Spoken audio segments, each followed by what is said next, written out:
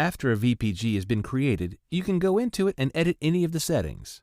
To edit a VPG, navigate to the VPGs tab in the ZVM. Select the VPG and click More and Edit VPG. The VPG wizard will appear. Please note that if you change the default value for a setting in the Replication or Recovery tabs in a VPG, it will only affect new VMs that are added to the VPG and not existing VMs. A warning box will appear in these instances.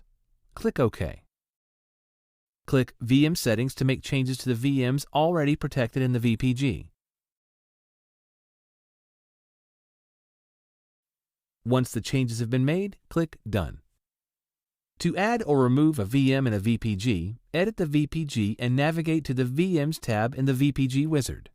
To add a VM, select the VMs in the Unprotected VMs list or from the Advanced list and move it to the Selected VMs list.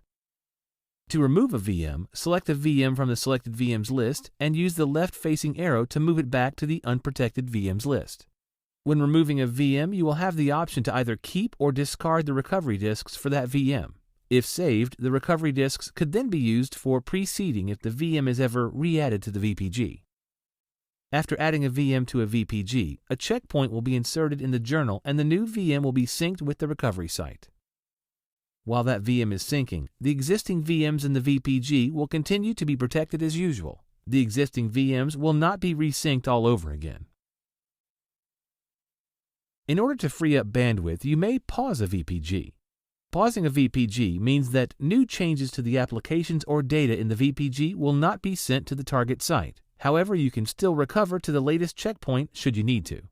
Navigate to the VPGs tab in the ZVM, select the VPGs, click More, and click Pause to pause replication.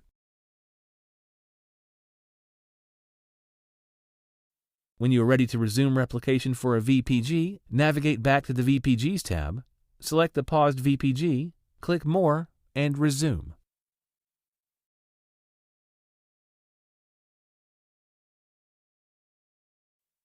When a VM is reverted to a previous snapshot, it may cause the protected VM's RPO to increase. This may trigger a delta sync or require a force sync, which is a manually initiated delta sync.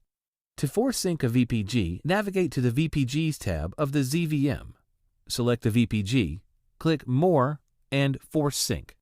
A MD5 checksum will be completed of the VPG's data on both the source and target disks.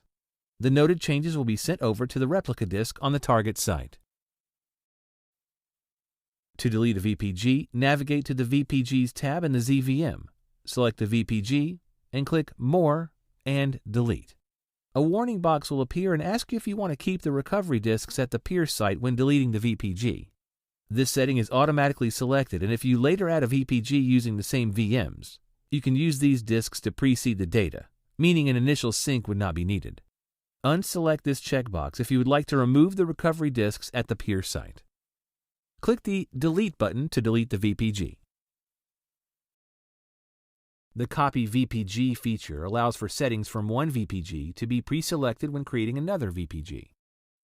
To copy a VPG settings, click on the three dots to the right of your VPG in the VPGs tab and select Copy VPG Settings. Change the name of the VPG. Select the checkbox next to the VMs that you want to protect and click the arrow pointing right in order to add them to the selected VMs list.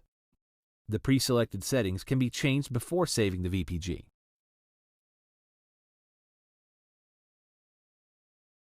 A new VPG is created.